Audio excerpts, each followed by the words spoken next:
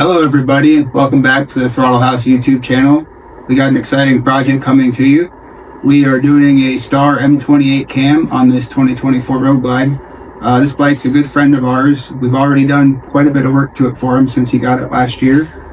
We got RLNS risers, thrashing bars, the SP Concepts pipe, the Saddleman road sofa seat, the crash bar, and I think we did the Olin shocks as well, the Harley Davidson Olin combination shocks. So now it's time to make some horsepower. So I don't plan on doing a how-to video, but I do want to kind of walk you guys through some of the frequently asked questions that we get and give you a little better idea of what's going on when it's time to do a cam on your bike. Thanks for tuning in.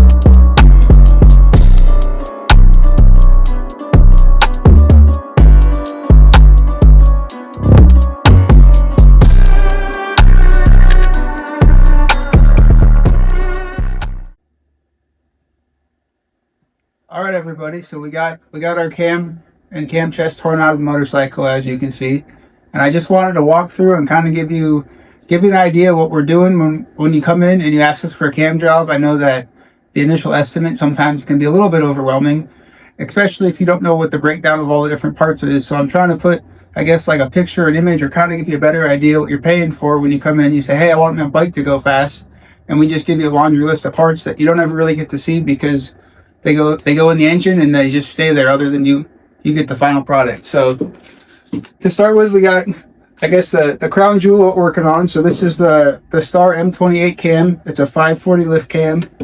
We've done one of these specifically on these new Gen 2 M8s. It performed really well. We were about 130 horsepower, 130 foot-pounds of torque. So hopefully we can get something similar. I just want to mention the dyno numbers that you see online can be pretty inflated sometimes. There's some different tricks that people can do to get bigger numbers out of a cam. So just kind of a friendly reminder, don't get too focused on the cam or the numbers that you get from the dyno. It's definitely a way to gauge what you're getting and where you're headed, but the best feel is just getting on the bike and riding it and see how it performs.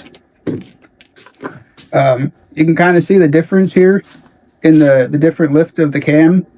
I don't know how much it's going to show on camera, but in engine terms, that's a significant difference, and it's going to equate to more horsepower and more torque. It'll allow us to get more fuel and air into the motor. With a new cam, I always recommend new lifters. We have the fueling lifters here that we're going to get ready here in a minute to go into the bike, get those pumped full of oil. Some people reuse the lifters, the old lifters. The stock Harley ones are actually pretty good, but I just think of it as cheap insurance. You have...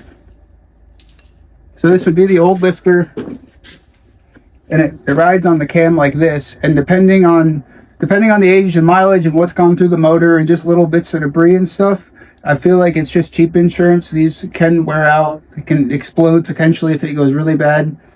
So for the extra couple $100, I highly recommend replacing lifters. We recommend it for every cam we do. Maybe unless you're coming in with a brand new bike right off the showroom floor. So you might see an oil pump seal on your estimate. Your oil pump seal rides on the back of the oil pump, and it presses up against the crankcase. So you'll have a new oil pump seal. We disassemble the oil pump.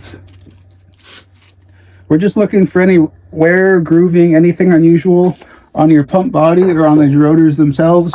So we take that all apart, clean it up, put a fresh seal in there. There's a couple other O-rings that come with your kit that'll get put in there. A big one is your lifter cuffs. So your lifters that we just talked about ride in here. These are the OEM lifter cuffs. They're made out of a plastic. They definitely are not the strongest thing. There's a lot of flex to them. So we recommend replacing them. S&S makes a great product. Star Racing makes them. There's probably some more out there. These are the ones that we sell the most. Definitely we recommend those on every cam that we do. If you're doing this at home, if you're just watching this because you want to, if you decide to do this yourself and you go to take these out, these screws, they used all of the Loctite in the factory for these 2 screws. They can break pretty easy. So there's different tricks. I'm sure for as many mechanics as there's some different way of doing it. I like to use a heat gun and my little butane torch. Get these nice and hot, and they should come right out. I have had a couple break, and it turns into quite a project, and it can get pretty timely, and you're probably going to want to take it somewhere if that happens. So next is adjustable push rods. We use S&S Quickie push rods. They aren't necessarily necessary, but they're a huge time saver.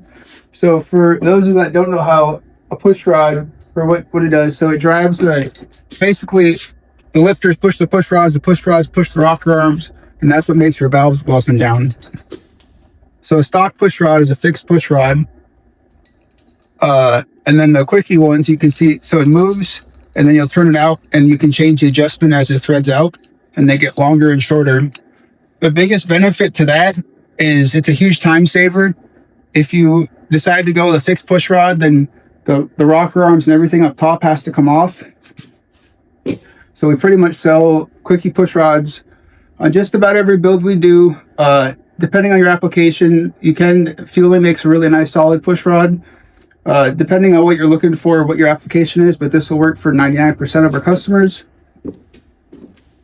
The way they save time is, this is one that I cut from this bike. So instead of taking everything off, this is sitting in here, and you can take your bolt cutters, or as I like to call them, crime pliers, and you chop them off, and they just come right out and they get out of the way.